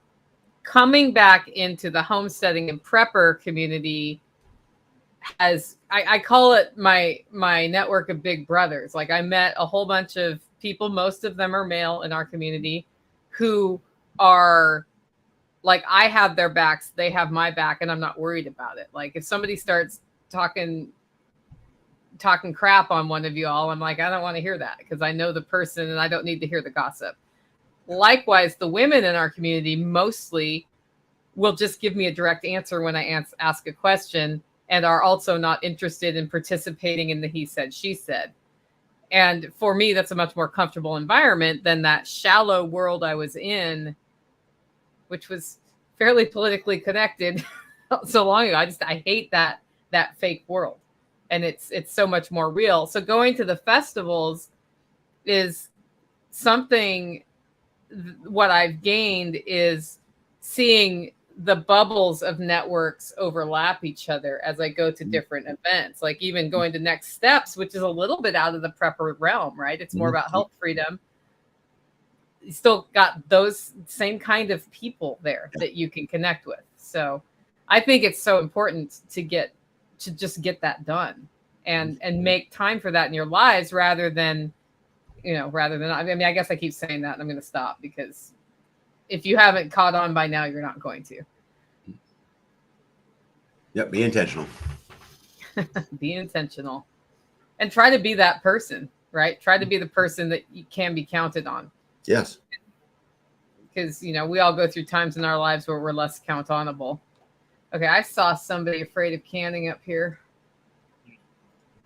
I've got everything for canning, but I'm so intimidated to actually try it that I haven't gotten any of my canning done yet. I would ask, are you really intimidated of canning, or is that just an excuse because you aren't doing it? Like people say things like that, right? No can be a one-word answer. No, I don't want to do that. No, thank you. I have a ton of stuff I've never used just because I've never had to use it. But there's plenty of stuff you could can and be completely safe. Nicole has done tons of videos on that. I'm sure they're even open public online on how to can pickles, for instance. You could do just can anything and then just see if you like doing it. Yep. I was going to say, I'm not sure I have public videos, but if you email me, I can connect you with one video that if it doesn't do it, then it may be that you don't want to can. And canning takes time. And I think it helps to understand how you can't kill yourself with canning. Also, Grumpy Acres, the Allards, are coming to Self-Reliance Festival, and they're doing a whole bunch of food preservation, and they're going to show you how to can properly, and they're going to show you how to can not properly, and they're going to talk about the science behind that and why it is possible to do some of the things that the naysayers say. I think when you understand how food poisoning works and what the food poisoning is, it makes it a lot easier to do it. The video I want to do, though, John, is the one where I put a camera out and I try to make a pressure canner explode. I want people to see what happens when that happens in modern pressure canners. Because a lot of people, you hear about the Boston bomber, and they're thinking I might have this ticking time bomb in my kitchen, but they are designed to, like, it's really hard to get one to explode. You'd have to do a lot of BS now. I remember hearing it, when we were getting into survivalist, right? That became prepper when CNN co-opted that term. But when I brought up canning, even my mom said, "Oh, it can be very dangerous with a pressure canner." But you can do a ton of stuff that's not pressure canned. You can water bath can things. And the electric canner, we have 2 Prestos. I've got 3 or 4 All-Americans. I've got the big 41 quart All-American, which is awesome. It's an awesome machine. If the power ever goes out, you can use it over direct flame, which you can't with the electric. But nothing beats those electric canners for the ease of plug in. They've got a timer. They literally do everything for you. And there's no way to mess up those electric. And they're inexpensive. Just for the convenience of it, I run 2 of them off the same exact circuit in the kitchen at the same time. Whereas your big All-American, you kind of need to be there if it's running. You might want to put a Bluetooth camera on it if it's running. But I mean, they're totally, it's good to have both things. It's just like heating with wood. You probably still have some propane portable heaters, even though you have a wood burning stove. So Jules is afraid of messing it up. Go find a recipe for pickles, make pickles. You're not going to mess it up. Easy. Go buy don't do the stuff you grew if you don't want to ruin the stuff you grew. But it's very hard if you follow the recipe to mess up canning. You will have the occasional failed jar, but that's life. We learned how to make, in home ec, we made cinnamon rolls. And then when I came home that weekend, I was going to make cinnamon rolls. And somehow the cinnamon rolls came out ridiculously salty. How did that happen? Well, I probably put too much salt in them. That didn't mean that I never made cinnamon rolls in the rest of my life. I mean, just do it if you want to do it. Yeah. I'll tell you this. I did a cheese making class, John, and it was the best cheese making webinar I've ever done. People were highly entertained. And I did 3 kinds of cheese. And on the very last cheese, and I always start cheese classes with, the cool thing about cheese is if you fail at cheese, what it usually means is you've made a different kind of cheese. Now, I've never failed a cheese in my life in the class. Totally failed the last cheese. And then I proceeded to show them, also, this is how I'm making farmer's cheese out of this cheese now because I failed the cheese. So we're going to do a different cheese. And I think they liked it because I failed. And I showed them, like, this is how you live that philosophy. Because cheese is delicious no matter what. Mm-hmm. And the only way you really ruin it is if you let, like, the wrong kind of mold. But cheese is so I'm going to make cheese at Self-Reliance Festival again because nobody else volunteered. If somebody hears this and wants to make cheese at Self-Reliance Festival, let me know. I can get you milk. But otherwise, I'll just make it because it's so easy to make and it's so much better than what you get at the store. And it's so much better for you. And you can source milk from a local farmer and just go for it. So, I don't know. Just to go on my cheese. That's my weekly cheese rant. Mm-hmm. Schadenfreude and cheese said, an amazing combination. It's funny that person has that name. Oh, no, Faith said that. She just said Schadenfreude and cheese. That's true. They did. They enjoyed my failure. And I have it recorded. It's for sale at NicoleSauce.com. If you want to get that one, it's a pretty funny class. So learn to make cinnamon rolls in a cast iron at the Midwest Preparedness Project. Tag, can you give us a view of what the Midwest Preparedness Project Festival is like for somebody who's never been there? Yeah, sure. So, and, there's another festival that I've gained tons of relationships. Mike and Jen, Life with Mike and Jen are in the chat. He is my go-to guy I'm going to call if I have a plumbing issue. Anyway, so you got basically Monday, Tuesday, Wednesday, Thursday is pretty much just camping. Everybody just hangs out, sits around the campfire, talks the world events and solves the world problems and, those kind of things. Friday's full of classes back to back pretty much all day long. And then ends at night around the campfire.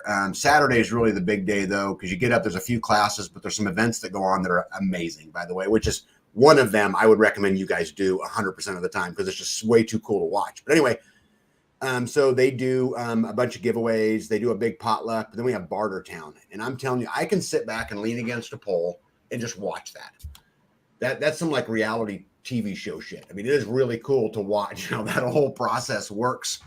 Give a little kid something little and see what they can make out of it by the end of the night. and they trade up and trade up and trade up and trade up and trade up and trade up and trade up. And it's teaching valuable skills. Super family friendly event. There's kids running around everywhere. It's way more, how would I word this? It's way more of a sit down and visit with your neighbor event versus a learning a skill event, if that makes sense. So it's different from that perspective. But it's a great event. This is like what, 21, number 21, I think. Good God, I'm getting. I don't old. know.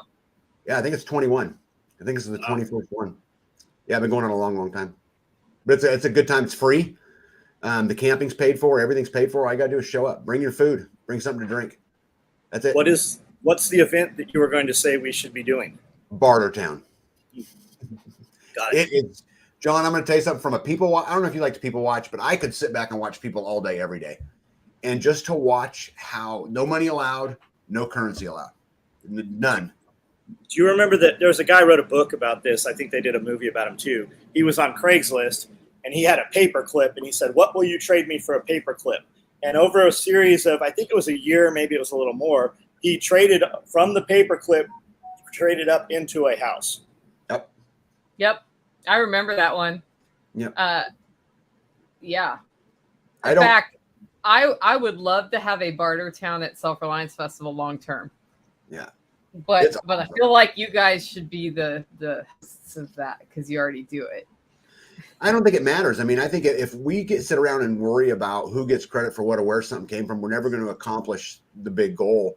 At the end of the day, it's a fun event, you know, and this is something I'm going to tell you something that nobody else knows, that even Midwest Preparedness don't even know. But I purposely go out and buy a bunch of little things to give to the kids so that they can go through the process. And I set the whole thing up for them. And I try to guilt everybody into giving the kids good stuff. And that's my role in the whole process. But I'm going to buy a whole trunk load of stuff this year and I'm going to give it to the kids and tell them to give at it, you know, come back and show me what you got. I think that's awesome. Where can I find a parking pass for Big Daddy next door? For Self-Reliance Festival, you buy those when you get to the event. If you bought the pass that includes your VIP pass, it will be at registration in your packet. So it just depends. But we do those on site. What's up, Chuck? You should not ask him that. Say, what's happening, Chuck? What's happening, Chuck? I have a stepdad named Chuck, so I've actually made that mistake a few times and then heard the words come out of my mouth. So, well, I'm glad I got to talk about cheese and canning today. I don't always get to do that on the live stream, and those are a big part of my life. In fact, I have beans to can today, so I did the deep harvest in one of my times home, and I realized I was like, I have 4 more jars of beans I can put up for the winter. So it's a game here. Can we grow what we actually need or not? Play that. Do you play that game, right? Oh yeah, and food independence is the hardest of all of them. Yep. All the rest of them you can buy your way to, but food independence you cannot buy your way to. You got to sweat your way to, and it's just one of those things. We are still not growing 100% of our food, and we have big gardens and we have animals and we have all of that, but it's not everybody has a salt mine. Not everybody has a sugar plantation. Not everybody has these things. This is again why community is so critical. We can create the parallel economy. We can create it. We can create that counter economy, but it's going to take all of us together. How many people work on your garden and maintain your animals on your property? Yeah, so 90% of the time it's me and my wife.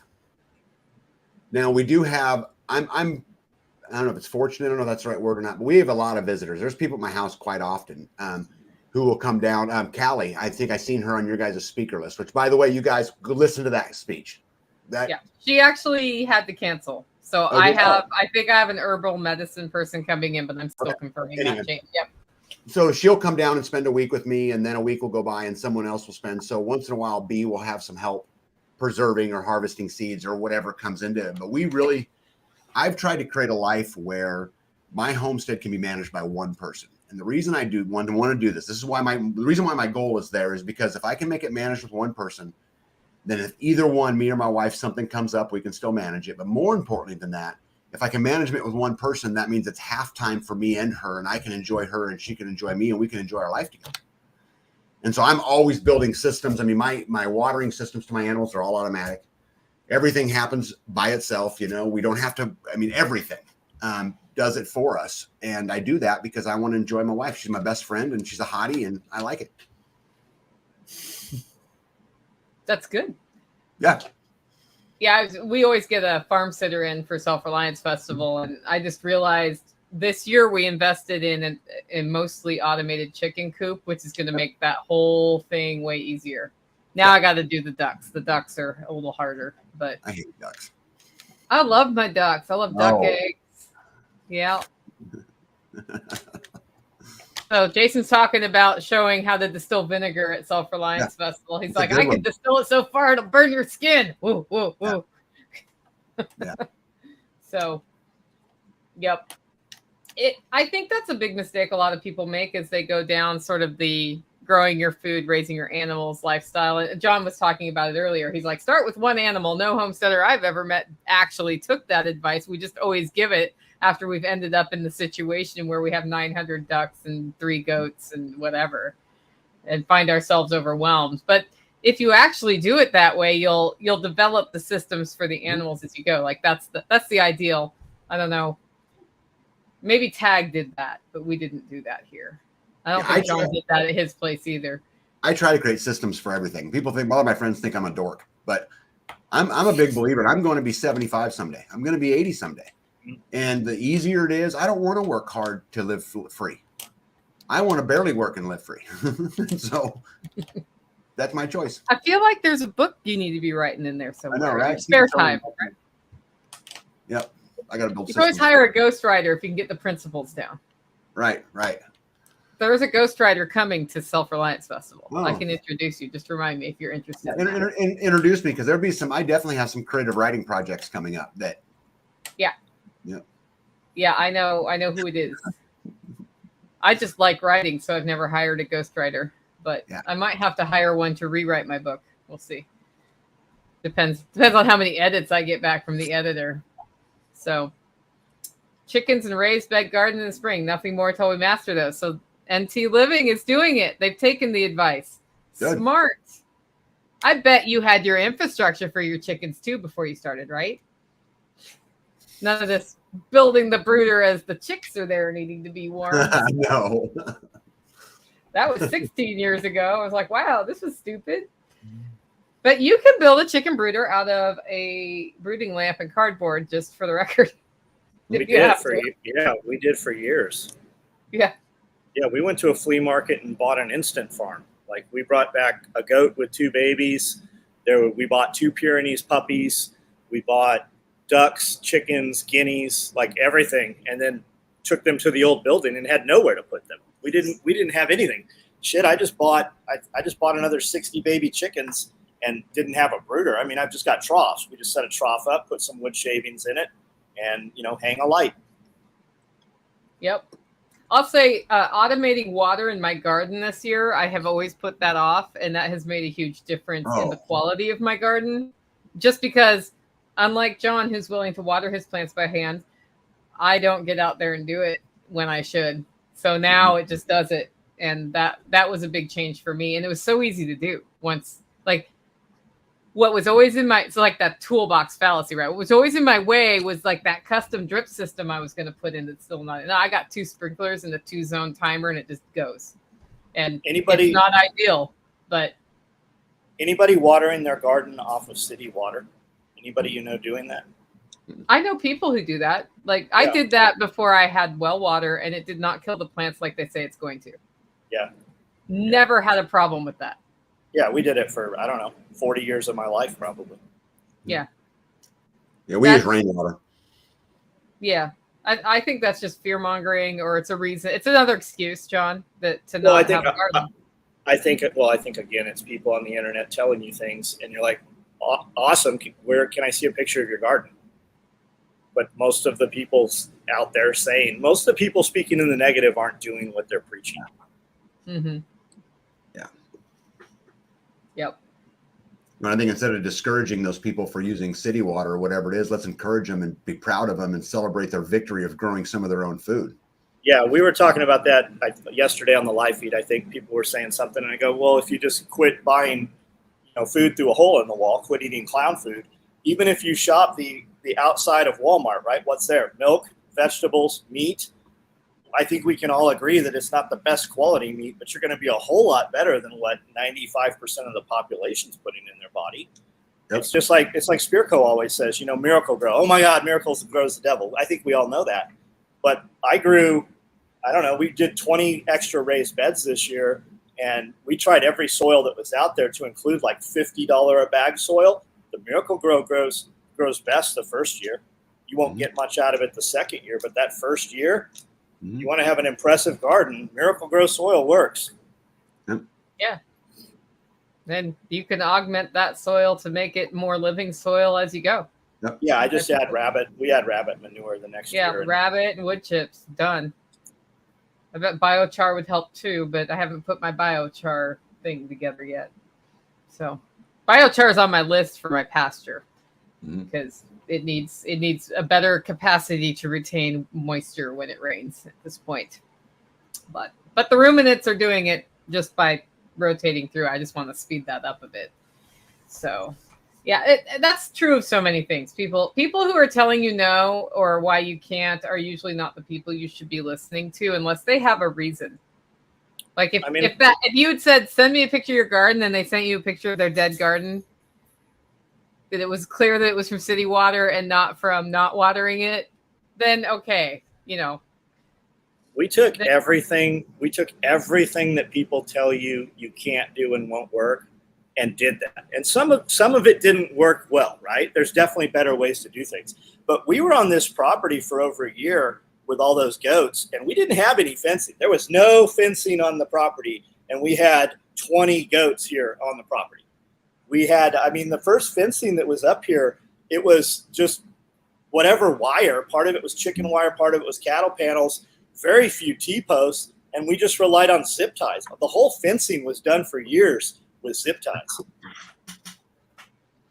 Hey, whatever gets the job done at some point. It all worked. It all worked. I think it's cool that John, you and I are about the same age. We were raised at a time where you just had to try stuff because you couldn't just go look on YouTube and figure out the quote unquote right way. Like, I love YouTube because I will do something I've done a million times and I'll go say, like, how is this supposed to be done? And I'll realize I've been doing it a really long, slow way for my whole life. But at the same time, I was getting the thing done because you just tried. You tried things until you failed or until you succeeded. You failed until you succeeded is how to say that. And I don't know. Forgot my cap. I don't know what that Could is. you lose? I don't know what that is. I don't know what that is either. Lava rock, probably. Lava rock instead of biochar. It seems like I could inoculate it with rabbit manure, and you were saying I wouldn't want to put lava rock in my garden soil because then I'd be running into lava rock. I use lava rock in my aquaponics system, and it works great as a place for little critters to live. And when I start a new aquaponics system, I actually transplant instead of water from one to inoculate it with the healthy bacteria. I take some of the lava rock out to the new system to help kickstart it. You see people do that with the aquarium balls in their filters, same thing, to pop their tanks off. Yeah. So, you could. I just wouldn't want to have to dig through lava rock to put. Yeah, we saw that a lot at the house in San Diego. Everything was landscaped with lava rock, back in the, 70s maybe. So as you were putting gardens and things in, you would dig down and find this layer of just lava rock that people had there. It never kept us from doing anything, but it was definitely present. It was there. Yep. Cool. All right, guys. Well, we're turning the corner on 2 hours. Should we go once around the horn? Let's start with you, Tag. Yeah, well, I think if you want to check out what we're doing down here in Kansas, you can look at the MidwestPreparednessProject.com. You can look at freesteading.com, which will help you yoke up with other people. And there's some other sites out there, Freedom Cells and PrepperNet and some of the other ones. But I'll be at the Self-Reliance Festival, and we all make time for the things that are most important. And it's simply a priority issue. And I tell people this all the time. And if you didn't do it because it wasn't a priority, it really comes down to that. So make it a priority.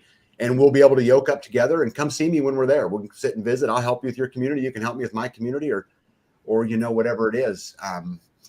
Go check out griddown.com. Obviously, that's been a really good place for us. And I guess that's it. Cool. John. SOE Tactical Gear is the website. That's where we really make money. I've got a bunch of videos on YouTube. I do a live every night. Jump on, see what we're about. We'll talk about whatever you guys want to discuss. That's really it. I'm on every social media platform there is. Almost all of them are SOE Tactical Gear. And a good reason to jump on John's live is it's not just the vast entertaining monologue that he's giving you, but the questions that they're asking and the people you'll meet in the comments it's a really good way to tap into the SOE network. So it's not just John, it's also the people you'll meet in his comments. It's, I have known people in his comments who I then later met in person, and they had to tell me who they were on YouTube because their name was different. And I was like, oh yeah, you're that person I always talk to in the comments there. So definitely check that out. Guys, I'm Nicole Sauce, and I have a podcast called Living Free in Tennessee. You can download it on any catcher you have. I also organize the Self-Reliance Festival, which is coming up October 14th and 15th. We've got Tag speaking on building community, and he's going to help me do the connecting people piece. So we put a purposeful focus on connecting you with people who are near you, even if you're not from Camden, Tennessee, because I just got somebody from Hawaii who just bought a ticket this week. So we've got Hawaii coming in. I'm hoping our other Hawaii crew will be there so we can connect those people. We've never had a time where we didn't find somebody to connect with somebody so that they can start building their community in their location. We've also got John Willis speaking. Joel Salatin's going to be there. He's going to focus more on freedom and building freedom into your life than the homesteading stuff. But then on Monday, he's going to kick off a class on how to process chickens. So if you want to learn how to process chickens from the master, that's also at selfreliancefestival.com. We've got Jack Spirko coming, and he's going to talk about why you do want to learn about artificial intelligence. I've been looking for somebody willing to debate him on that, and nobody has raised their hand yet. I'm looking for somebody, if you're interested in debating Jack on AI from the other perspective of AI is dangerous, then let me know and I'll set it up. My caveat is your central argument cannot be that they are demons, because I don't think that's going to make a really good conversation on stage. But there are critical points that could be brought up if somebody's up for that. And of course, who's missing Controversy Blend? Is anybody missing Controversy Blend that SOE used to sell? Well, we're going to get that back up and running. I talked to John about a month ago about getting sort of a situation where we can drop ship it for him. And I will have that out by the end of the week. You can get your Controversy Blend freshly roasted at hollowroast.com. And I'll be shooting you a link, John, so you can put it on your website too, if you're interested in that. Anyway, guys, thanks for joining us. Hope to see you soon. And we'll be back next week.